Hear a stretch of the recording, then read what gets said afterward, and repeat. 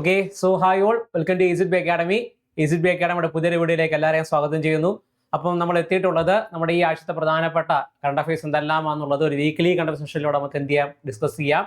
അപ്പോൾ നമ്മൾ ഈ ആഴ്ചയിൽ പഠിച്ചു പോയിട്ടുണ്ടായിരുന്ന പ്രധാനപ്പെട്ട കറണ്ട് അഫയേഴ്സ് എല്ലാം തന്നെ MCQ രീതിയിലാണ് എന്ത് ചെയ്യുന്നത് ഡിസ്കസ് ചെയ്യാൻ വേണ്ടിയിട്ട് പോകുന്നത്. അപ്പം അതിൻ്റെയൊക്കെ ഉത്തരങ്ങൾ നിങ്ങൾ എന്ത് ചെയ്യുക, താഴെ കമൻറ്റായിട്ട് അറിയിക്കാൻ ശ്രമിക്കുക. അതേപോലെ തന്നെ വളരെ ഇന്ററാക്റ്റീവ് ആയിട്ട് തന്നെ എന്ത് ചെയ്യുക, ഈ ഒരു സെഷൻ കൊണ്ടുപോകാനും ശ്രമിക്കുക കേട്ടോ. ഓക്കെ അല്ലേ, സെറ്റാണല്ലോ. അപ്പോൾ തുടങ്ങാം നമുക്ക്. കാരണം നമുക്ക് ഒരുപാട് കാര്യങ്ങൾ നമ്മൾ സെഷനോട് പഠിച്ചു പോകുന്നുണ്ട്. ഫിഫയുമായി ബന്ധപ്പെട്ട് കിടക്കട്ടെ, ISROയുമായി ബന്ധപ്പെട്ട് കിടക്കുന്നതും, അതേപോലെ തന്നെ ഈ പറയുന്ന സയൻസ് ആൻഡ് ടെക്നോളജിയുമായി ബന്ധപ്പെട്ട് കിടക്കുന്നതും അല്ലെ, ഈ പറയുന്ന എക്കണോമിക്സുമായിട്ട് മറ്റു ഈ പറയുന്ന പ്രധാനപ്പെട്ട യോജനാസ്, സ്കീംസ്, അങ്ങനെ ഇഷ്ടംപോലെ കാര്യങ്ങൾ നമ്മൾ എന്ത് ചെയ്യുന്നുണ്ട് പഠിച്ചു പോകുന്നു. അപ്പോയിന്റ്മെന്റ്സ് ഉൾപ്പെടെയുള്ള കാര്യങ്ങൾ എന്ത് ചെയ്യുന്നുണ്ട് പഠിച്ചു പോകുന്നുണ്ട്. അപ്പോൾ അതിന്റെ ഒന്ന് അപ്ഡേറ്റഡ് ആയിട്ട് ഇരിക്കാൻ വേണ്ടി ശ്രദ്ധിക്കുക. നമുക്ക് ഓരോ ചോദ്യം നോക്കാം.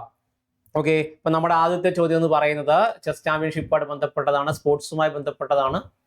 അടുത്തിടെ നടന്ന നോർവേസ് ചെസ് ചാമ്പ്യൻഷിപ്പില് ടൂർണമെന്റ് കിരീടം നേടുന്ന ആദ്യ ഇന്ത്യൻ താരമായി സൃഷ്ടിച്ചത്, അല്ലെങ്കിൽ ആദ്യ ഇന്ത്യൻ താരമായിട്ട് ചരിത്രം സൃഷ്ടിച്ചത് ആരാണെന്നുള്ളതാണ് അല്ലെ. ഇതാണ് നമ്മുടെ നോർവേയിൽ നടന്നിട്ടുണ്ടായിരുന്ന ചെസ് ചാമ്പ്യൻഷിപ്പില് ടൂർണമെന്റ് കിരീടം നേടുന്ന ആദ്യ ഇന്ത്യൻ താരം എന്നാണ് ചരിത്രം സൃഷ്ടിച്ചത് ആരാണെന്നുള്ളതാണ് അല്ലെ. ആരാണ് ചെസ് എന്ന് പറയുമ്പോഴേ നമ്മൾ മനസ്സിലേക്ക് ഓടിയെത്തുന്ന വളരെ കുറച്ച് മുഖങ്ങളെ ഉള്ളൂ അല്ലെ. ഈ പറയുന്ന രീതിയിൽ ഒന്ന് വിശ്വനാഥൻ ആനന്ദും, അതേപോലെ പ്രജ്ഞാനന്ദയും, ഗുഗേഷും, വൈശാലി, അങ്ങനെ വളരെ കുറച്ച് മുഖങ്ങളാണ് നമ്മുടെ മുന്നിലേക്ക് എന്ത് ചെയ്യുന്നത് എത്തുന്നത്. അപ്പം ഇതിന് ഉത്തരമായിട്ട് വരുന്നത് ആർ പ്രജ്ഞാനന്ദയാണ് അല്ലെ. ആരാണ്? ആർ പ്രജ്ഞാനന്ദയാണ്. ഈ പറയുന്ന മാഗ്നസ് കാൾസനെ പോലും അദ്ദേഹത്തിന്റെ തട്ടകത്തിൽ തോൽപ്പിച്ചുകൊണ്ടാണ് ആര് വരുന്നത്, ആർ പ്രജ്ഞാനന്ദ വിജയിയായിട്ട് മാറുന്നത് എന്നുള്ളതാണ് അല്ലെ. ആർ പ്രജ്ഞാനന്ദ വിജയിയായിട്ട് മാറുന്നത് എന്നുള്ളതാണ്. അതേപോലെ തന്നെ നോർവേയിൽ വെച്ചാണ് കളി നടന്നതെന്നോട് ഓർക്കുക അല്ലെ. ഈ പറയുന്ന നോർവേ അല്ലെ, നോർവേയിൽ വെച്ചാണ് എന്ത് ചെയ്യുന്നത് ഈ പറയുന്ന രീതിയിൽ കളി നടക്കുന്നത് അല്ലെ. നോർവേയിൽ വെച്ചാണ് എന്ത് ചെയ്യുന്നത് കളി നടക്കുന്നത് ഓർത്തിരിക്കുക. ജർമ്മൻ താരം ഒരു ജർമ്മൻ താരത്തെയാണ് എന്ത് ചെയ്യുന്നത്, ജർമ്മൻ താരത്തെയാണ് ആര് തോൽപ്പിക്കുന്നത്, പ്രജ്ഞാനന്ദ തോൽപ്പിക്കുന്നത് എന്നുള്ളതാണ്. അദ്ദേഹത്തിന്റെ പേരാണ് ഈ പറയുന്ന രീതിയിൽ വിൻസൻ കീമർ എന്ന് പറയും. ഓക്കെ, ഇതാണ് ഈ പറയുന്ന വിൻസൻ കീമറിനെ എന്താണ് തോൽപ്പിച്ചുകൊണ്ടാണ് ആര്, പ്രജ്ഞാനന്ദ ഈ പറയുന്ന രീതിയിൽ ടൂർണമെന്റ് കിരീടം എന്ത് ചെയ്യുന്നത്, കരസ്ഥമാക്കുന്നത് അല്ലെ. നമുക്ക് അടുത്ത് നോക്കാം. ഇന്ത്യൻ സെൻസസ് പ്രവർത്തനങ്ങളുടെ മേൽനോട്ടം വഹിക്കുന്ന രജിസ്ട്രാർ ജനറലും സെൻസസ് കമ്മീഷണറും ആയിട്ട് നിലവിൽ പ്രവർത്തിക്കുന്ന വ്യക്തി ആരാണെന്നുള്ളതാണ് അല്ലെ. ആരാണ് നമ്മൾ പറഞ്ഞു, ഈ പറയുന്ന സെൻസസ് എന്ന് പറഞ്ഞു കഴിഞ്ഞാൽ ഈ പറയുന്ന ഒരു രാജ്യത്തിന്റെ ജനന മരണ നിരക്കുകളും അതേപോലെ തന്നെ ആരെല്ലാം ജീവിച്ചിരിക്കുന്നുണ്ടെന്നുള്ള മറ്റൊരുപാട് കാര്യങ്ങൾ എന്ത് ചെയ്യുന്നുണ്ട് ഇതിലൂടെ മനസ്സിലാക്കാൻ വേണ്ടി പറ്റും. അപ്പൊ ജനനം, മരണം വിച്ച് മീൻസ് മൃത്യു. അപ്പൊ അങ്ങനെ ഓർത്തിരിക്കുക, മൃത്യുഞ്ജയ് കുമാർ നാരായണൻ എന്നുള്ളതാണ് അദ്ദേഹത്തിന്റെ പേര് അല്ലെ. ഈ പറയുന്ന മൃത്യുഞ്ജയ് കുമാർ നാരായണൻ എന്നുള്ളതാണ് എന്ത് ചെയ്യുന്നത് ഈ പറയുന്ന ഇന്ത്യയുടെ സെൻസസ് പ്രവർത്തനങ്ങൾ മേൽനോട്ടം വഹിക്കുന്ന രജിസ്ട്രാർ ജനറലും സെൻസസ് കമ്മീഷണറുമായിട്ടുണ്ടായിരുന്ന വ്യക്തിയുടെ പേര് അല്ലെ. സെൻസസിലൂടെ ജനന മരണ നിരക്കറിയാൻ സാധിക്കും. മരണം വിച്ച് മീൻസ് മൃത്യു വിച്ച് മീൻസ് ഈ പറയുന്ന മൃത്യുഞ്ജയ കുമാർ നാരായണനാണ് എന്ത് ചെയ്യുന്നത് ഈ പറയുന്ന രജിസ്ട്രാർ ജനറലും സെൻസസ് കമ്മീഷണറുമായിട്ടുണ്ടായിരുന്ന വ്യക്തി എന്ന് പറയുന്നത് അല്ലെ. അടുത്ത് നമുക്ക് നോക്കാം. എല്ലാവർക്കും അറിയാം, ഈ ഡിജിറ്റൽ സെൻസസുമായി ബന്ധപ്പെട്ട് ഇന്ത്യയിലെ തന്നെ ആദ്യത്തെ ഡിജിറ്റൽ സെൻസസ് ആണ് എന്ത് ചെയ്യുന്നത് നടക്കാൻ വേണ്ടിയിട്ട് പോകുന്നത്. ഇന്ത്യയിലെ തന്നെ ആദ്യത്തെ ഡിജിറ്റൽ സെൻസസ് ആണ് എന്ത് ചെയ്യുന്നത് നടക്കാൻ വേണ്ടിയിട്ട് പോകുന്നത്. അപ്പൊ അങ്ങനെ ഈ പറയുന്ന രീതിയിൽ അതുമായി ബന്ധപ്പെട്ട് നടക്കുന്ന മസ്കട്സ് ഒക്കെ ഓർത്തിരിക്കുക. ഇവരെ പ്രകൃതി വികാസ് എന്നിവയാണ് എന്ത് ചെയ്യുന്നത് അതിന് മസ്കട്സ്, ഒഫീഷ്യൽ മസ്കട്സ് എന്നൊക്കെ പറയുന്നത്. അപ്പൊ അത്രയും കാര്യങ്ങൾ, അതേപോലെ ബ്രാൻഡ് അംബാസിഡർ ആരാണെന്നുള്ളതൊക്കെ എന്ത് ചെയ്യുന്നു ഓർത്തിരിക്കുക. ഓക്കെ, സുദർശൻ പട്നായിക്കാണ് അതിന്റെ ബ്രാൻഡ് അംബാസിഡർ എന്ന് പറയുന്നത്. അദ്ദേഹം ഒരു സാൻഡ് ആർട്ടിസ്റ്റ് ഒക്കെയാണ് കേട്ടോ. അപ്പൊ അടുത്തത് 2026 ജൂൺ 5 ലോക പരിസ്ഥിതി ദിനത്തിന്റെ ഇന്ത്യയിലെ 100ാമത്തെ റംസാർ സൈറ്റായിട്ട് പ്രഖ്യാപിക്കപ്പെട്ട തണ്ണീർത്തടം ഏതാണെന്നുള്ളതാണ് അല്ലെ. 100ാമത്തെ തണ്ണീർത്തടം ഏതാണിത്? ജയപ്രകാശ് നാരായണൻ പക്ഷി സങ്കേതമാണത് അല്ലെ. എന്താണ്? ജയപ്രകാശ് നാരായണൻ പക്ഷി സങ്കേതമാണ്. എവിടെയാണത് ഈ പറയുന്ന രീതിയിൽ? ഉത്തർപ്രദേശിലാണ് അല്ലെ. എവിടെയാണത് ഈ പറയുന്ന? ഉത്തർപ്രദേശിലാണ് ജയപ്രകാശ് നാരായണൻ പക്ഷി സങ്കേതം എന്ന് പറയുന്നത്. ഉത്തർപ്രദേശിലാണ് കേട്ടോ. അതിന് മുമ്പ് നമ്മൾ ഈ പറയുന്ന ഷേഖാജിയില് ഓർക്കുന്നുണ്ടോ? ഈ പറയുന്ന രീതിയിൽ നമ്മൾ ഈ പറയുന്ന ഷേഖാജിയില അല്ലെ, നമ്മൾ ഷേഖാജിയില UP-യിലാണ് നമ്മൾ കഴിഞ്ഞ വട്ടം അല്ലെ, കഴിഞ്ഞ ക്ലാസ്സിൽ നമ്മൾ പറഞ്ഞിട്ടുണ്ടായിരുന്നു. ഷേഖാജിയിൽ അവിടെയാണ്. അതുപോലെ ചാരിദണ്ഡ്. ഓക്കെ, എന്താണ് ഈ പറയുന്ന ചാരിദണ്ഡ്? ഓക്കെ, ചാരിദണ്ഡ് എവിടെ തന്നെയായിരുന്നു? ചാരിദണ്ഡ് കച്ചിലായിരുന്നു അല്ലെ. എവിടെയാണത്? ഈ പറയുന്ന രീതിയിൽ കച്ചിലായിരുന്നു ചാരിദണ്ഡ് എന്ന് പറയുന്നത്. ഏറ്റവും കൂടുതൽ അതോട് ഓർത്തിരിക്കുക കേട്ടോ. ഈ പറയുന്ന രീതിയിൽ ഏറ്റവും കൂടുതൽ ഓക്കെ, എന്താണ് ഈ പറയുന്ന ഏറ്റവും കൂടുതൽ എന്താണ് ഈ പറയുന്ന റംസാർ സൈറ്റ് ഉള്ളത് അല്ലെ. റംസാർ സൈറ്റ് ഉള്ളത് എവിടെയാണ്? ഈ പറയുന്ന രീതിയിൽ ഇംഗ്ലണ്ടിനാണ് അല്ലെ. എവിടെയാണ്? ഇംഗ്ലണ്ടിനാണ്. തൊട്ട് പിന്നാലെയായിട്ട് ആരും ഉണ്ട്? മെക്സിക്കോയും ഉണ്ട്. മൂന്നാം സ്ഥാനത്ത് നമുക്ക് ആരെ കാണാം? ഈ പറയുന്ന രീതിയിൽ ഇന്ത്യയും കാണാമെന്നുള്ളതാണ്. ഇത്തരം കാര്യങ്ങൾ എന്ത് നോട്ട് ചെയ്ത് വെക്കാം കേട്ടോ. അടുത്തതിലേക്ക് കടക്കാം. ഹെലികോപ്റ്ററിൽ നിന്ന് വിക്ഷേപിക്കാൻ കഴിയുന്ന ഇന്ത്യയുടെ ആദ്യത്തെ ഡ്രോൺ സംവിധാനമായി അടുത്തിടെ ശ്രദ്ധ നേടിയ പ്രതിരോധ സാങ്കേതിക വിദ്യ ഏതാന്നുള്ളതാണ് അല്ലെ. ഈ പറയുന്ന വായുവിലൂടെ പോകാൻ സാധിക്കുന്ന എന്തായിരിക്കും? വായുബാണാണ് അല്ലെ. ഏതാണത്? വായുബാണാണ്. ഓക്കെ അല്ലെ. അടുത്ത് നമുക്ക് നോക്കാം. അടുത്തത് 2026 ലോക ഭക്ഷ്യസുരക്ഷാ ദിനത്തിന്റെ പ്രമേയം എന്താണെന്നുള്ളത്. 2026 ഭക്ഷ്യസുരക്ഷാ ദിനത്തിന്റെ പ്രമേയം എന്താണെന്നുള്ളതാണ്. എന്താണ് ഭക്ഷ്യസുരക്ഷാ ദിനത്തിന്റെ പ്രമേയം എന്ന് പറയുന്നത്? From burden to solutions safety food everywhere എന്നുള്ളതാണ് അല്ലെ. From burden to solutions safety food everywhere എന്നുള്ളതാണ് എന്ത് ചെയ്യുന്നത്? അതിന്റെ ഉത്തരമായിട്ട് വരുന്നത് അല്ലെ. ഈ പറയുന്ന ഭാരത്തിൽ നിന്ന് പരിഹാരങ്ങളിലേക്ക് എന്നുള്ള വരുന്ന ഭാരത്തിൽ നിന്ന് പരിഹാരങ്ങളിലേക്ക് അല്ലെ. അതായത് from burden to solutions safe food everywhere എന്നുള്ളതാണ് എന്ത് ചെയ്യുന്നത്? 2026 ലോക ഭക്ഷ്യസുരക്ഷാ ദിനത്തിന്റെ പ്രമേയം എന്ന് പറയുന്നത്. ഭക്ഷ്യസുരക്ഷാ ദിനത്തിന്റെ പ്രമേയം കേട്ടോ. അടുത്തത് എല്ലാ വർഷവും ലോക സമുദ്ര ദിനം ആചരിക്കുന്നത് ഏത് ദിവസമാണെന്നുള്ളതാണ്. നിങ്ങൾക്ക് അവിടെ പോസ്റ്റർ കാണുമ്പോഴേ അറിയാം ഏത് ദിവസമാണ്. ജൂൺ 8 അല്ലെ. ഇതാണ് ജൂൺ 8 ലോക സമുദ്ര ദിനം എന്ന് പറയുന്നത്. അതിന്റെ അല്ലെ ആ ദിനത്തിന്റെ പ്രമേയവും കൂടി എന്ത് ചെയ്യുന്നതാണ് കൊടുത്തിട്ടുണ്ട്. Strong marine protected areas for our blue planet എന്നുള്ളതാണ് അല്ലെ. Strong marine protected areas for blue planet. Okay, ഓർത്തിരിക്കുക കേട്ടോ.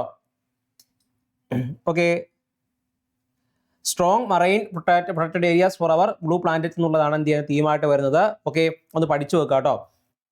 അടുത്തത് സാഫ് വനിതാ കപ്പ് ഫുട്ബോൾ മത്സരത്തിൽ ബംഗ്ലാദേശിനെ പരാജയപ്പെടുത്തി കിരീടം നേടിയ രാജ്യം ഏതാണെന്നുള്ളതാണ്. നമുക്ക് എല്ലാവർക്കും അറിയാം സാഫിൽ കിരീടം നേടിയത് ആരാണത്?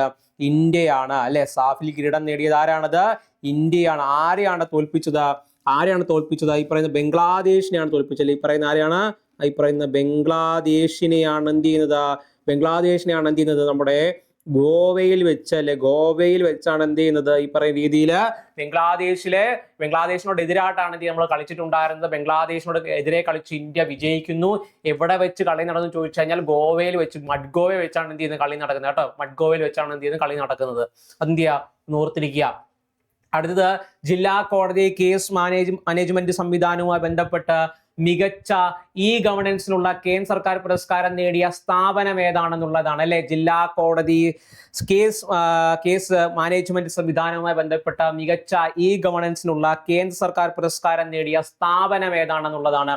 ഏതാണ് ആ സ്ഥാപനം? നമുക്ക് എല്ലാവർക്കും അറിയാവുന്ന പോലെ തന്നെ കേരള ഹൈക്കോടതിയാണ് എന്തെന്ന് പറയുന്നത് ആ സ്ഥാപനം എന്ന് പറയുന്നത് അല്ലെ. എന്താണത്? കേരള ഹൈക്കോടതിയാണ് ആ സ്ഥാപനം എന്ന് പറയുന്നത് അല്ലെ. അപ്പൊ ജില്ലാ കോടതി കേസ് മജിസ്ട്രേറ്റ് സംവിധാനവുമായി ബന്ധപ്പെട്ട മികച്ച ഇ ഗവർണൻസിനുള്ള കേന്ദ്ര സർക്കാർ പുരസ്കാരം നേടിയ സ്ഥാപനം എന്ന് പറഞ്ഞാൽ ഏതാണത്? അതീ പറയുന്ന രീതിയിൽ കേരള ഹൈക്കോടതിയാണ് ആ സ്ഥാപനം എന്ന് പറഞ്ഞാൽ ഏതാണത്? കേരള ഹൈക്കോടതിയാണ് കേട്ടോ. അടുത്ത നമുക്ക് നോക്കാം. കേരള ഹൈക്കോടതിയുടെ ജസ്റ്റിസിന്റെ പേരെന്താണ്? ജസ്റ്റിസ് സൗമൻ സെൻ എന്നുള്ളതാണ് അല്ലെ. ഈ പറയുന്ന ഹൈക്കോടതി ചീഫ് ജസ്റ്റിസിന്റെ പേരാണ് ജസ്റ്റിസ് സൗമൻ സെൻ എന്ന് പറയുന്നത് കേട്ടോ. അടുത്തത് നഗരങ്ങളിലെ ടെറസ് കൃഷികൾക്കും അടുക്കളത്തോട്ടങ്ങൾക്കും അനുയോജ്യമായ രീതിയിൽ കേരള കാർഷിക സർവകലാശാല വികസിപ്പിച്ചെടുത്ത പുതിയ പച്ചമുളക് ഇനത്തിന്റെ പേരെന്താണെന്നുള്ളതാണ് അല്ലെ. നമ്മൾ പറഞ്ഞിട്ടുണ്ടായത് പച്ചമുളക് തിന്ന നല്ല തേജസ് വരും മുഖത്തല്ലേ. നല്ല തേജസ് വരല്ലേ, എരിഞ്ഞ് പണ്ടാരം അടങ്ങും അല്ലെ. അങ്ങനെ ആലോചിച്ചാൽ മതി. നല്ല തേജസ്സാണ് അല്ലെ. ഇതാണ് എന്റെ പേര്. KU തേജസ്വിനി എന്നുള്ളതാണ് വികസിപ്പിച്ചെടുത്തത് കേരള കാർഷിക സർവകലാശാല അല്ലെങ്കിൽ കേരള അഗ്രികൾച്ചറൽ യൂണിവേഴ്സിറ്റി ആണ് അല്ലെ. കേരള അഗ്രികൾച്ചറൽ യൂണിവേഴ്സിറ്റി ആണ് എന്ത് ചെയ്തത്? വികസിപ്പിച്ചെടുത്തിട്ടുണ്ടായിരുന്നത്. പച്ചമുളകിന്റെ പേര് ഓർത്തിരിക്കുമല്ലോ. KU Tejaswini.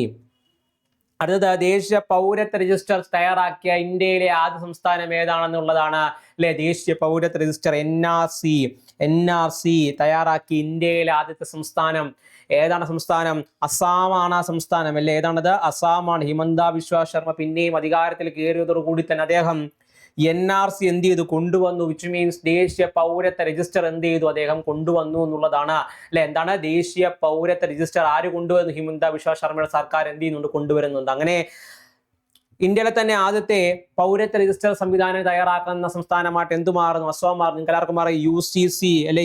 Uniform civil code അല്ലെ. യൂണിഫോം സിവിൽ കോഡ് തയ്യാറാക്കുന്ന ഇന്ത്യൻ സംസ്ഥാനങ്ങളെ പറ്റി പഠിക്കുമ്പോൾ നമ്മൾ പഠിച്ചതാണ്. ഓർക്കുന്നുണ്ടോ? യൂണിഫോം സിവിൽ കോഡ് തയ്യാറാക്കുന്ന സംസ്ഥാനങ്ങളെ ബന്ധപ്പെട്ട് പഠിച്ചതാണ്. ഒന്നാമതായിട്ട് ഈ പറഞ്ഞ രീതിയിൽ ഉത്തരാഖണ്ഡ് അല്ലെ. ഉത്തരാഖണ്ഡ് എന്ത് ചെയ്യുന്നുണ്ട്? അവർ ഈ യൂണിഫോം സിവിൽ കോഡ് തയ്യാറാക്കാൻ വേണ്ടിയിട്ട് ഇരിക്കുന്നു. രണ്ടാമതായിട്ട് ഗുജറാത്ത് ആയിരുന്നു അല്ലെ. ഗുജറാത്ത് എന്ത് ചെയ്യുന്നുണ്ടായിരുന്നു? യൂണിഫോം സിവിൽ കോഡ് ബന്ധപ്പെട്ട് അവരും അവർ പ്രവർത്തനം തുടങ്ങിയിട്ടുണ്ടായിരുന്നു. മൂന്നാമത് അത് അസാം ആയിരുന്നു അല്ലെ. എന്താണത്? അസാം ആയിരുന്നു എന്നുള്ളതാണ്. അപ്പൊ അത്രയും കാര്യങ്ങൾ എന്ത് ചെയ്യുന്നു? നോട്ട് ചെയ്ത് വെക്കുക. ഓക്കെ, അത്തരം കാര്യങ്ങൾ എന്ത് ചെയ്യുന്നു? നോട്ട് ചെയ്ത് വെക്കാൻ വേണ്ടി ശ്രമിക്കുക. അടുത്തത് വന്യജീവി കുറ്റകൃത്യങ്ങൾ തടയുന്നതിനും ജുഡീഷ്യറിയുമായിട്ട് സംയോജിപ്പിക്കുന്നതിനുമായിട്ടുള്ള കേരളം ആരംഭിച്ച ഡിജിറ്റൽ സംവിധാനത്തിന്റെ പേരെന്താണെന്നുള്ളതാണ്. അതിന്റെ പേരാണ് ഹോക്ക് എന്ന് പറയുന്നത്. എന്താണത്? ഹോക്ക് എന്ന് പറയുന്നത് അല്ലെ. എന്താണ് ഹോക്ക് എന്നതുകൊണ്ട് ഉദ്ദേശിക്കുന്നത്? അതാണ് ഹോസ്റ്റൈൽ ആക്ടിവിറ്റി വാച്ച് കേർണൽ എന്നുള്ളതാണ്. എന്താണ്? Hostile activity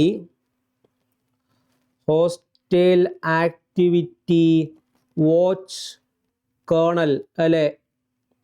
okay, sorry, hostile activity watch kernel എന്നുള്ളതാണ് എന്ന് പറയുന്നത്. ഈ പറയുന്ന രീതിയിൽ ഹോക്ക് എന്നതുകൊണ്ട് ഉദ്ദേശിക്കുന്നത് hostile activity watch kernel. Okay അല്ലേ. അപ്പൊ എന്താണ്? വന്യജീവി കുറ്റകൃത്യങ്ങൾ തടയുന്നതിനും ജുഡീഷ്യറിയുമായി സംയോജിപ്പിക്കുന്നതിനുമായിട്ട് കേരളം ആരംഭിച്ച ഡിജിറ്റൽ സംവിധാനത്തിന്റെ പേരാണെന്ന് പറയുന്നത് ഹോക്ക് അല്ലെങ്കിൽ ഹോസ്റ്റൈൽ ആക്ടിവിറ്റി വാച്ച് കേർണൽ എന്ന് പറയുന്നത്.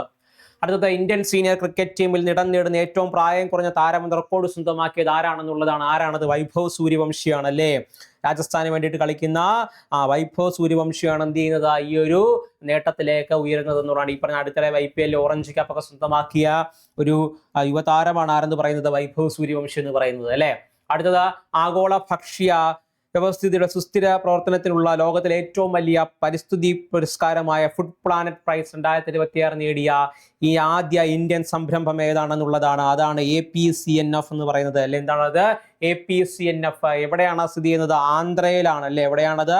ആന്ധ്രയിലാണെന്നുള്ള കാര്യം എന്ത് ചെയ്യുക? ഓർത്തിരിക്കുക. APCNF ആന്ധ്ര. ഓക്കെ, എവിടെയാണ്?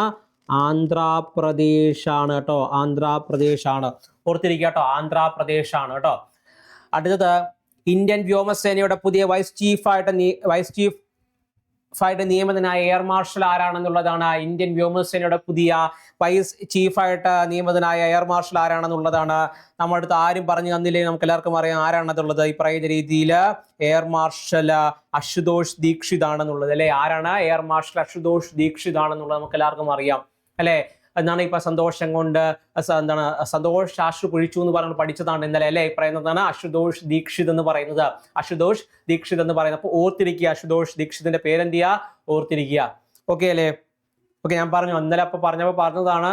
ഈ പറയുന്ന രീതിയിൽ 3 സേനകളുടെയും, അതായത് ആർമി, നേവി, എയർഫോഴ്സ് 3 സേനകളുടെയും ഈ പറയുന്ന തലവന്മാരുടെ പേരെന്ത് ചെയ്യുക? പഠിച്ചു വെക്കാൻ ശ്രമിക്കുക എന്നുള്ളത് അല്ലെ. അടുത്തത് സ്വതന്ത്ര ഇന്ത്യയിലെ തെരഞ്ഞെടുപ്പിലൂടെ അധികാരത്തിലെത്തിയ തുടർച്ച ഏറ്റവും കൂടുതൽ കാലം പ്രധാനമന്ത്രിയായ വ്യക്തിയായി മാറിയത് ആരാണ്? സ്വതന്ത്ര ഇന്ത്യയില് തെരഞ്ഞെടുപ്പിലൂടെ അധികാരത്തിലെത്തിയ തുടർച്ച ഏറ്റവും കൂടുതൽ കാലം പ്രധാനമന്ത്രിയായിട്ടിരുന്ന വ്യക്തി ആരാണെന്നുള്ളതാണ്. അതിന് ഉത്തരവേ ഉള്ളൂ. ആരാണത്? അതാണ് ഈ പറയുന്ന നരേന്ദ്രമോദി എന്ന് പറയുന്നത് അല്ലെ. നരേന്ദ്രമോദി ഏകദേശം 4399 ദിവസം തെരഞ്ഞെടുക്കപ്പെട്ട ഇന്ത്യയുടെ പ്രധാനമന്ത്രിയായിട്ട് എന്ത് ചെയ്തു? അധികാര പദത്തിലിരുന്ന വ്യക്തിയാണ് ആരെന്ന് പറയുന്നത്? നരേന്ദ്രമോദി എന്ന് പറയുന്നത്. 2014 അധികാരത്തിലേറിയ നരേന്ദ്രമോദി 2026 എന്താണ്? പ്രധാനമന്ത്രിയായിട്ട് തന്നെ ഇരിക്കുകയാണെന്നുള്ളതാണ് അല്ലെ.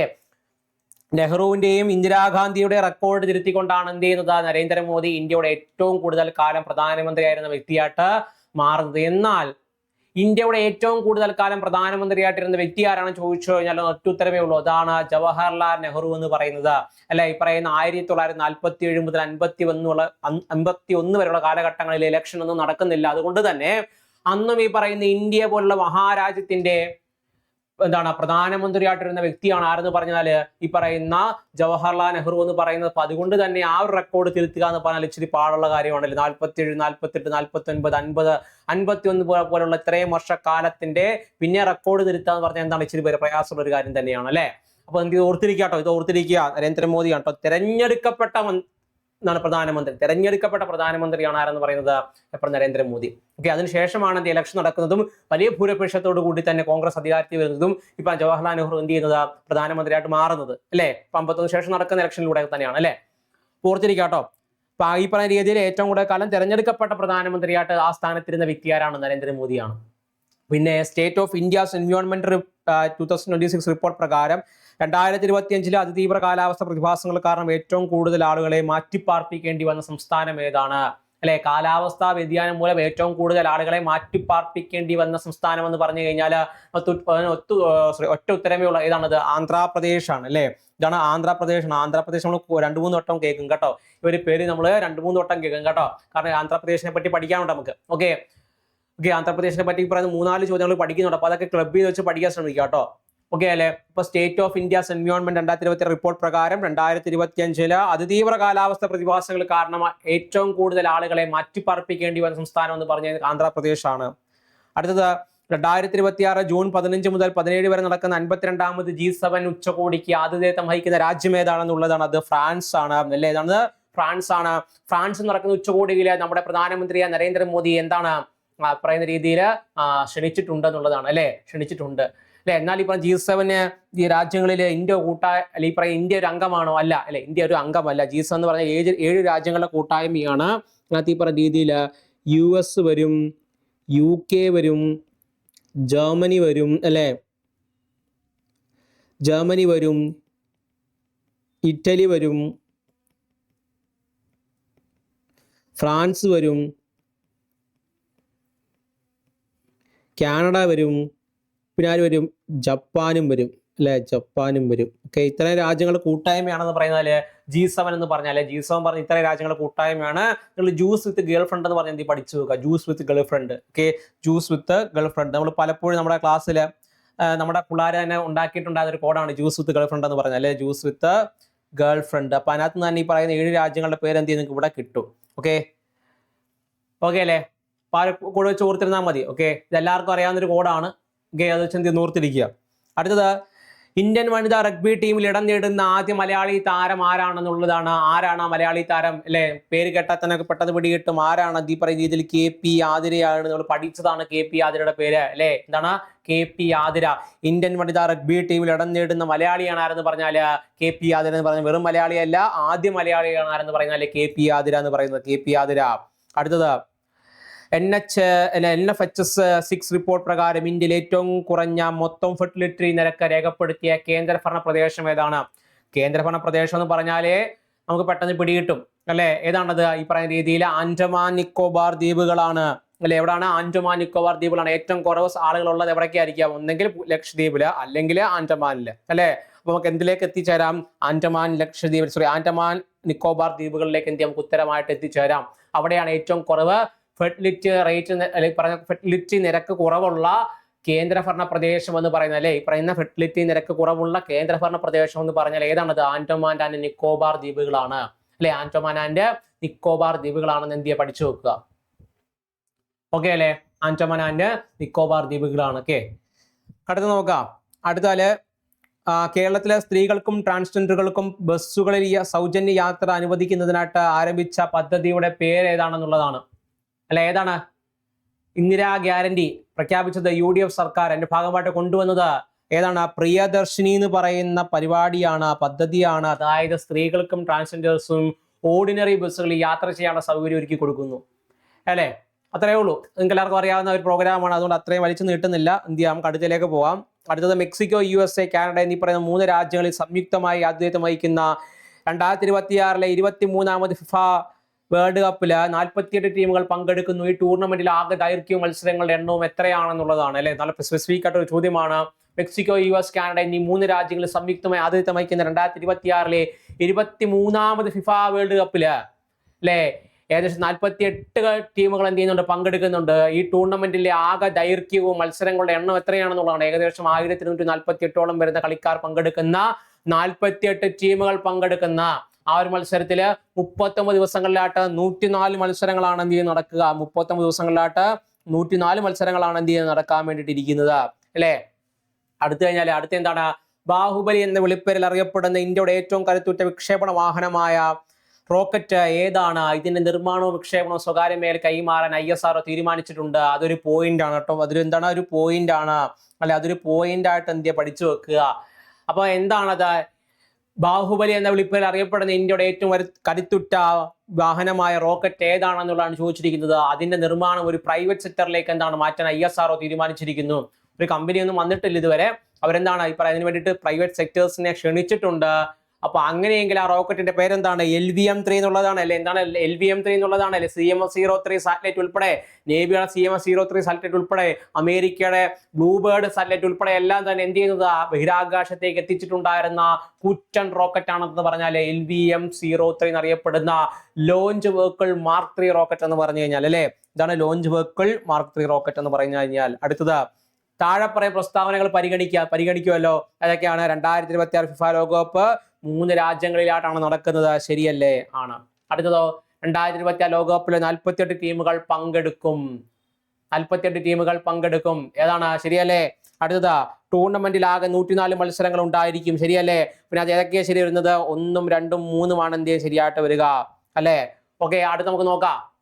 അടുത്തത് 2027 നടന്ന പ്രഥമ ലോക യോഗാസന ചാമ്പ്യൻഷിപ്പിലെ മെഡൽ പട്ടികയിൽ 1-ാം സ്ഥാനം നേടിയ രാജ്യം ഏതാണ്? മെഡൽ പട്ടികയിൽ 1-ാം സ്ഥാനം നേടിയ രാജ്യം യോഗയാണ്. യോഗ എന്ന് പറയുമ്പോഴേ ഉത്തരം കിട്ടും. ഏതാണത്? ഇന്ത്യയാണ്. അല്ലെ? യോഗ എന്ന് പറയുമ്പോഴേ ഉത്തരം കിട്ടും. ഏതാണത്? ഇന്ത്യയാണ്. ഏതാണത്? ഇന്ത്യയാണ് അല്ലേ? ഇന്ത്യയാണ് 1-ാം സ്ഥാനത്ത്. 1-ാം സ്ഥാനത്ത് ആരാണ്? ഈ പറയുന്ന രീതിയിൽ ഇന്ത്യയാണ്. സോറി, എന്താണ്? ഇന്ത്യയാണ്. 2-ാം സ്ഥാനത്ത് ആരായിരിക്കാൻ വരിക?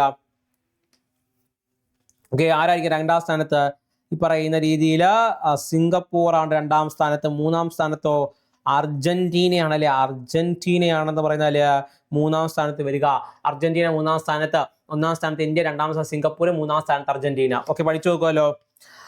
അടുത്ത് നമുക്ക് നോക്കാം. അടുത്തത് ലോക പരിസ്ഥിതി ദിനത്തോടനുബന്ധിച്ച് 80 മുതൽ 85% എഥനോൾ അടങ്ങിയ E85 ഇന്ധനം ഇന്ത്യയിൽ ആദ്യമായി പുറത്തിറക്കുന്ന നഗരം ഏതാണെന്നുള്ളതാണ്. ഓഫ് കോഴ്സ് നമ്മുടെ കേന്ദ്രം തന്നെ. ഏത്? ന്യൂഡൽഹിയാണ് അല്ലെ? ലോക പരിസ്ഥിതി ദിനവുമായി ബന്ധപ്പെട്ട് നമ്മുടെ ഈ പറയുന്ന എന്താണ് പെട്രോളിയം വകുപ്പ് മന്ത്രി അല്ലെ? പെട്രോളിയം വകുപ്പ് മന്ത്രി എന്താണ് പറഞ്ഞത്? ഇപ്പൊ ഇതിൽ 80 മുതൽ 85% വരുന്ന എഥനോൾ അടങ്ങിയ E85 ഇന്ധനം അല്ലെ? E85 ഇന്ധനം ഇന്ത്യയിൽ ആദ്യമായി പുറത്തിറക്കുന്ന നഗരം ഏതാണത്? ന്യൂഡൽഹി ആണെന്നുള്ളതാണ്. ഏതാണ് നഗരം? അത് ന്യൂഡൽഹി ആണെന്നുള്ളതാണ്. ഓക്കെ അല്ലേ? ഓക്കെ, ഇപ്പൊ ഹർദീപ് സിംഗ് പുരി ആണെന്ന് പറഞ്ഞാൽ ഇപ്പൊ പെട്രോളിയം വകുപ്പ് മന്ത്രി എന്ന് പറഞ്ഞു കഴിഞ്ഞാൽ അല്ലേ? ഓക്കെ, മലയാളിയായിട്ട് ഒരാളും കൂടെ ഉണ്ടല്ലോ. എന്താണ്? ഈ പറയുന്ന പെട്രോളിയം വകുപ്പ് സഹമന്ത്രി ആരാണ്? സുരേഷ് ഗോപിയാണ് അല്ലേ? അപ്പൊ അതുകൊണ്ട് ഇത് ഓർത്തിരിക്കുക. ഇയാൾ E85 എന്ന് പറഞ്ഞ 85% വരുന്ന എഥനോള്, 85% എഥനോളും ബാക്കി വരുന്ന ഏകദേശം 10-15% വരുന്ന ഭാഗത്ത് പെട്രോളും ആയിരിക്കും എന്ത് ഉണ്ടാവുക. അടുത്ത 2026 ഫിഫ ലോകകപ്പിന്റെ ഉദ്ഘാടന മത്സരം ഏതൊക്കെ രാജ്യങ്ങൾ തമ്മിലാണ് നടക്കുന്നത്? നമ്മൾ പറഞ്ഞു 3 രാജ്യങ്ങളിലായിട്ടാണ് എന്ത് നടക്കുന്നത്? ഈ പറയുന്ന ഫിഫ വേൾഡ് കപ്പ് നടക്കുന്നത്. അപ്പോൾ ആദ്യത്തെ മത്സരം ആരൊക്കെ തമ്മിലാണെന്നുള്ളതാണ്. ആരൊക്കെ തമ്മിലാണ്? മെക്സിക്കോയും ദക്ഷിണാഫ്രിക്കയും തമ്മിലാണ് അല്ലെ? ആരൊക്കെ തമ്മിലാണ്? മെക്സിക്കോയും ദക്ഷിണാഫ്രിക്കയും തമ്മിലാണ് അല്ലെ? അടുത്തത് ഫിഫ ലോകകപ്പിന്റെ ഔദ്യോഗിക ആൽബത്തിന്റെ ഭാഗമാകുന്ന ആദ്യ ഇന്ത്യക്കാരനും മലയാളിയും ആരാണെന്നുള്ളതാണ്. ആരാണ്? രജിത് ദേവാണ്. രജിത് ദേവാണ്, മലയാളിയാണ് പുള്ളി അല്ലെ? രജിത് ദേവാണ് പാടുന്നത്.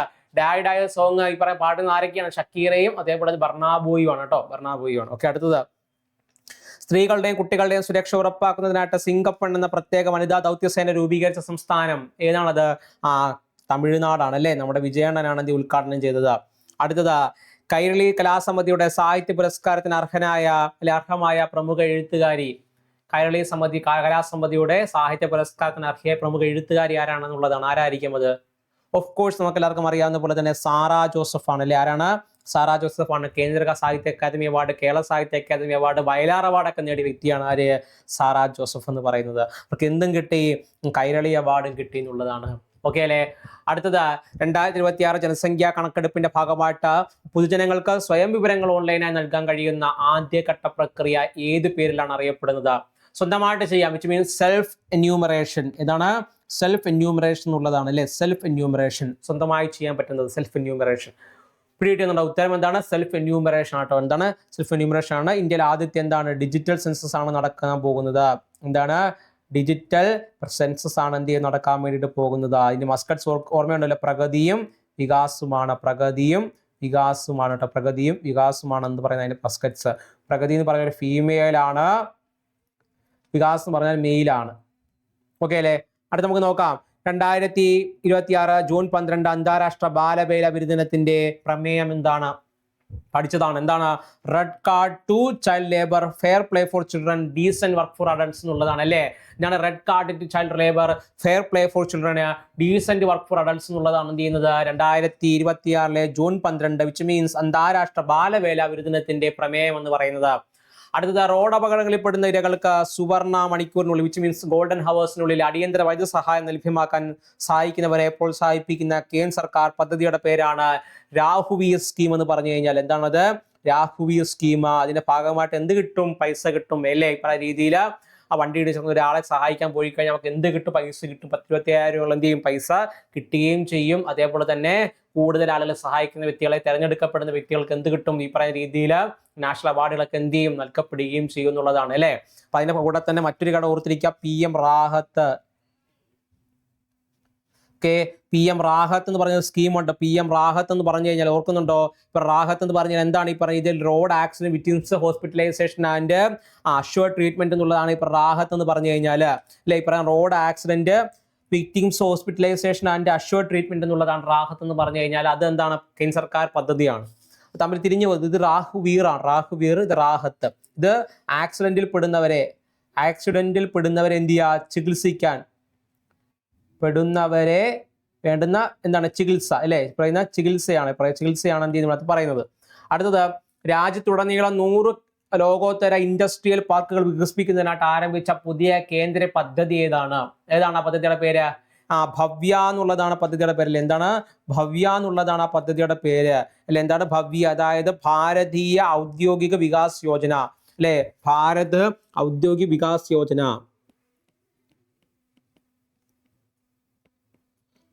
ഔദ്യോഗിക് വികാസ് യോജന.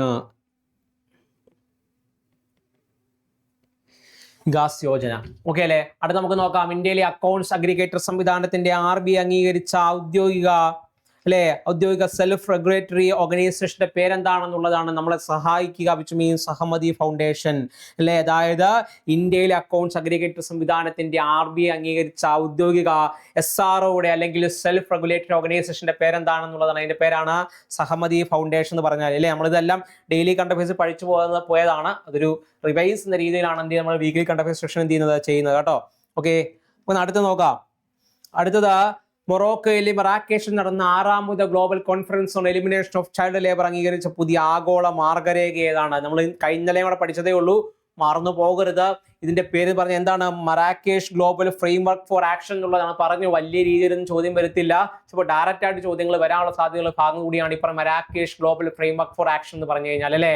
പറയുന്ന മൊറോക്കൻ ഗവൺമെന്റും ഇന്റർനാഷണൽ ലേബർ ഓർഗനൈസേഷൻ ചേർന്നുകൊണ്ടാണ് ഈ പറയുന്ന ഗ്ലോബൽ കോൺഫറൻസ് സംഘടിപ്പിച്ചിട്ടുണ്ടാകുന്നതിന്റെ ഭാഗമായിട്ടാണ് എന്ത് ചെയ്യുന്നത്, ഈ മാർഗരേഖ, അതായത് Marrakesh global framework for action എന്ത് ചെയ്യുന്നത്, കൊണ്ടുവരുന്നത് അല്ലെ. അപ്പൊ മൊറോക്കോയിലെ മറാക്കേഷിൽ നടന്ന 6ാമത് global conference on elimination of child ലേബറിൽ അംഗീകരിച്ച പുതിയ ആഗോള മാർഗരേഖ ഏതാണത്? Marrakesh global framework for action ആണ് അല്ലെ. കാലാവസ്ഥാ വ്യതിയാനം മൂലം ഭൂമിയുടെ ഭ്രമണ വേഗത്തെ സ്വാധീനിക്കുന്ന പഠനത്തിനായിട്ട് ഉപയോഗിച്ച ഏകകോശ സൂക്ഷ്മജീവിയുടെ ഫോസിലുകൾ ഏതാണെന്നുള്ളതാണ് അടുത്ത ചോദ്യം. അതിന്റെ പേരാണ് സൂക്ഷ്മജീവി മരിക്കുന്നു, അതായത് അത് വെന്തു മരിക്കുന്നു, അതായത് ബെന്തിക് ഫൊരാമിനിഫറ എന്നുള്ളതാണ്. എന്താണ് ബെന്തിക് ഫൊരാമിനിഫറ? ഇന്നലെ പഠിച്ചതാണ് അല്ലെ. ബെന്തിക് ഫൊരാമിനിഫറ എന്താണ്? ഈ പറയുന്ന സൂക്ഷ്മാണുക്കള് വെന്തു മരിക്കുന്നു, സൂക്ഷ്മാണുക്കൾ വെന്തു മരിച്ചുകൊണ്ട് അവരുടെ ഫോസിൽ കിട്ടും അല്ലെ.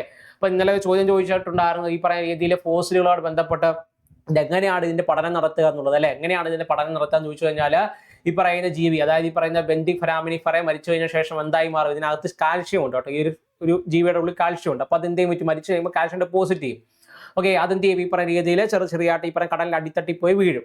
ഓക്കെ, അടിത്തട്ടി പോയി വീണതിന് ശേഷം അതാണ് എന്ത് ചെയ്യുന്നത്, ഈ പറഞ്ഞ രീതിയിൽ സയന്റിസ്റ്റ് ഇതാണ് പറക്കി എടുത്തുകൊണ്ട് ഈ പഠനത്തിന് വിധേയമാക്കുന്നത്.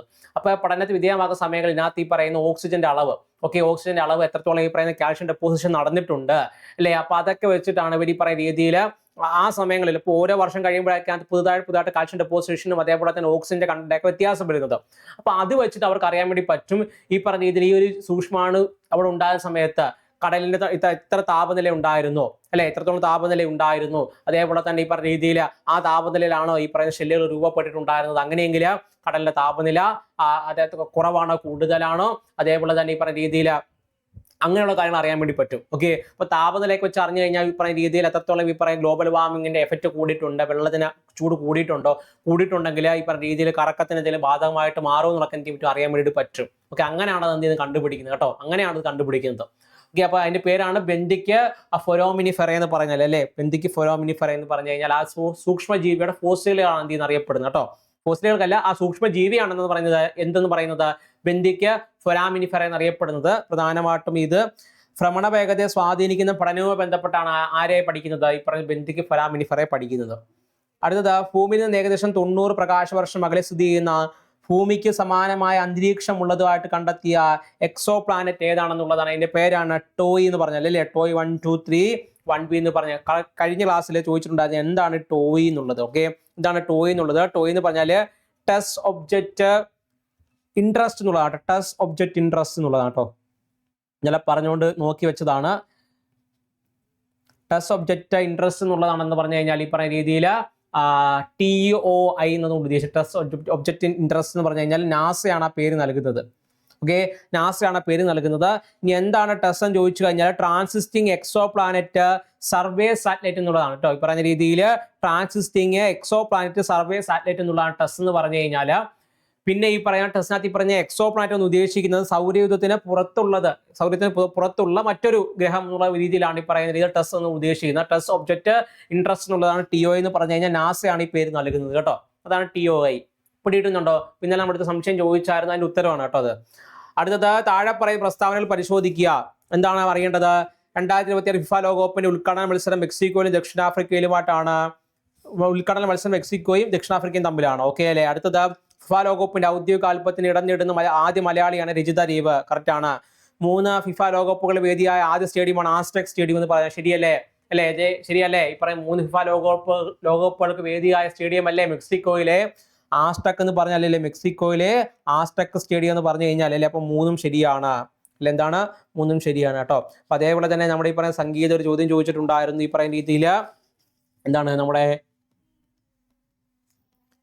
കെയ്ൻ വില്യംസൺ, അദ്ദേഹം ഈ പറഞ്ഞ രീതിയിൽ കെയ്ൻ വില്യംസൺ അദ്ദേഹം എന്താണ് റിട്ടയർ ചെയ്യാൻ വേണ്ടി പോവുകയാണ് ഇന്റർനാഷണൽ ക്രിക്കറ്റിൽ നിന്നും. ഓക്കെ, ഇന്റർനാഷണൽ ക്രിക്കറ്റിൽ നിന്നും കെയ്ൻ വിൽസൺ എന്താണ് ഈ പറയുന്ന രീതിയിൽ എന്താണ് റിട്ടയർ ചെയ്യാൻ വേണ്ടിയിട്ട് അദ്ദേഹം എന്താണ് പോവുകയാണെന്നുള്ളതാണ്. അദ്ദേഹം ഈ പറഞ്ഞ രീതിയിൽ ന്യൂസിലൻഡിന്റെ കളിക്കാരനായിരുന്നു. ഓക്കെ, ന്യൂസിലൻഡിന്റെ ക്യാപ്റ്റനായൊക്കെ ഉണ്ടായ വ്യക്തിയാണ് കെയ്ൻ വിൽസൺ എന്ന് പറഞ്ഞു കഴിഞ്ഞാൽ. ഓക്കെ അല്ലേ? ഓക്കെ, അപ്പൊ അദ്ദേഹം എന്താണ് ഇന്റർനാഷണൽ ക്രിക്കറ്റിൽ നിന്നും വിരമിക്കുകയാണെന്നുള്ളതാണ്. ഓക്കെ അല്ലേ? ഇത്രയും കാര്യങ്ങളാണ് നിങ്ങൾ ചോദിച്ചിട്ടുണ്ടായിരുന്ന 3 കാര്യങ്ങൾക്ക്. ഈ പറയുന്ന 3 സംശയങ്ങൾ ചോദിച്ചിട്ടുണ്ടായിരുന്നു. 3 ഉത്തരം കിട്ടിയെന്ന് കരുതുന്നു. ഒന്നെന്ന് പറഞ്ഞാൽ കെയ്ൻ വിൽസൺ ഈ പറയുന്ന രീതിയിൽ ന്യൂസിലൻഡ് ക്രിക്കറ്റിൽ നിന്നും എന്താണ് അല്ലെങ്കിൽ ഇന്റർനാഷണൽ ക്രിക്കറ്റിൽ നിന്ന് അദ്ദേഹം എന്താണ് റിട്ടയർ ചെയ്യാൻ വേണ്ടി പോകുന്നു. രണ്ടാമത് TOI എന്ന് വെച്ചാൽ എന്താണെന്നുള്ളത്. എന്താണ് TOI 123 1b എന്ന് പറഞ്ഞു കഴിഞ്ഞാൽ പ്ലാനറ്റ്, ഭൂമിയോട് സിമിലർ ആയിട്ട് കാണപ്പെടുന്ന ആ പ്ലാനറ്റിന് ഇട്ട പേരായിരുന്നു TOI എന്ന് പറഞ്ഞു കഴിഞ്ഞാൽ. അപ്പൊ എന്താണ് അതിന്റെ ഫുൾ ഫോം ചോദിച്ചിട്ടുണ്ടായിരുന്നു. ടെസ്റ്റ് ഒബ്ജക്റ്റ് ഇൻട്രസ്റ്റ് എന്നുള്ളതാണ് TOI എന്ന് പറയുന്നത്. നാസയാണ് പേരിടുന്നത്. എന്താണ് ടെസ് എന്ന് ചോദിച്ചു കഴിഞ്ഞാൽ എന്താണ് ട്രാൻസിസ്റ്റിംഗ് എക്സോ പ്ലാനറ്റ് സർവേ സാറ്റലൈറ്റ് എന്നുള്ളതാണ് ഈ പറഞ്ഞ ടെസ് എന്ന് പറയുന്നത്. ഓക്കെ അല്ലേ? ഇവിടെ കിട്ടിയെന്നുണ്ടോ? ഓക്കെ, പിന്നെ ഒരു സൂക്ഷ്മാണുവിന്റെ പേരും ചോദിച്ചിട്ടുണ്ടായിരുന്നു. അത് നമ്മൾ എന്ത് ചെയ്തു പറഞ്ഞിട്ടുണ്ട്. ഇത്രയും കാര്യങ്ങളാണ് സംശയമായിട്ട് ചോദിച്ചിട്ടുണ്ടായിരുന്നത്. അതെല്ലാം സെറ്റായെന്ന് വിശ്വസിക്കുന്നു. പിന്നെ എന്തെങ്കിലും സംശയങ്ങൾ ഉണ്ടെങ്കിൽ എന്ത് ചെയ്യുക, താഴെ കമന്റ് ആയിട്ട് ഇടാൻ വേണ്ടിയിട്ട് ശ്രദ്ധിക്കുക. ഓക്കെ, അപ്പൊ അതേപോലെ തന്നെ നിങ്ങൾ ഈ വരാൻ വേണ്ടി പോകുന്ന നമ്മുടെ ഡിഗ്രി മെയിൻസിനൊക്കെ വേണ്ടിയിട്ട് പഠിക്കുന്നവരാണെങ്കിൽ നമ്മുടെ EZB അക്കാഡമിയിലെ ഡിഗ്രി മെയിൻസിന് വേണ്ടിയിട്ട് നമ്മൾ ബാച്ച് സ്റ്റാർട്ട് ചെയ്തിട്ടുണ്ടായിരുന്നു. നിങ്ങൾക്ക് എന്ത് ഈ ബാച്ചിലേക്ക് ജോയിൻ ചെയ്യാൻ വേണ്ടി സാധിക്കുന്നതാണ്. എന്തെങ്കിലും ഡൗട്ട് എങ്ങനെയാണ് കോഴ്സിലേക്ക് ജോയിൻ ചെയ്യേണ്ടത്, കോഴ്സിൽ എന്തെല്ലാമാണ് പ്രൊവൈഡ് ചെയ്യുന്നത് അറിയാൻ താല്പര്യമുള്ളവരാണെങ്കിൽ എന്ത് ചെയ്ത് നമ്പർ വിളിച്ച് കോൺടാക്ട് ചെയ്താൽ മതി കേട്ടോ. ഓക്കെ അല്ലേ? അപ്പൊ എന്തെങ്കിലും സംശയങ്ങളൊക്കെ ഉണ്ടെങ്കിൽ എന്ത് ചെയ്യുക, താഴെ ഒന്ന് കമന്റ് ആയിട്ട് ഇടാൻ വേണ്ടി ശ്രദ്ധിക്കുക. അതിന്റെ എല്ലാ ഉത്തരങ്ങളും എന്ത് ചെയ്യാം നമുക്ക് അടുത്ത ക്ലാസ് നമുക്ക് ഡിസ്കസ് ചെയ്യാൻ സാധിക്കുന്നതാണ്. ഓക്കെ, കാര്യങ്ങൾ മനസ്സിലായിട്ടെന്ന് വിശ്വസിക്കുന്നു. വീക്ക്ലി കണ്ടക്ട്സ് പറഞ്ഞു കഴിഞ്ഞാൽ ഡെയിലി കണ്ടക്ട്സിന്റെ ഒരു ചുരുക്ക രീതിയാണ് കേട്ടോ. MCQ രീതിയിൽ ചോദ്യങ്ങൾ പഠിച്ചു പോകുന്നതിനും നിങ്ങൾക്ക് റിവിഷൻ ചെയ്യാൻ വേണ്ടിയിട്ട് വേണം എന്ത് ചെയ്യുന്നത് നമ്മൾ ഈ സെക്ഷൻ എന്ത് ചെയ്യുന്നത് കൊണ്ടുപോകുന്നത്. ഓക്കെ, ഈ ചോദ്യങ്ങളൊക്കെ എന്ത് ചെയ്യുന്നു വട്ടമിട്ട് പഠിക്കുക. Okay, thank you all, by.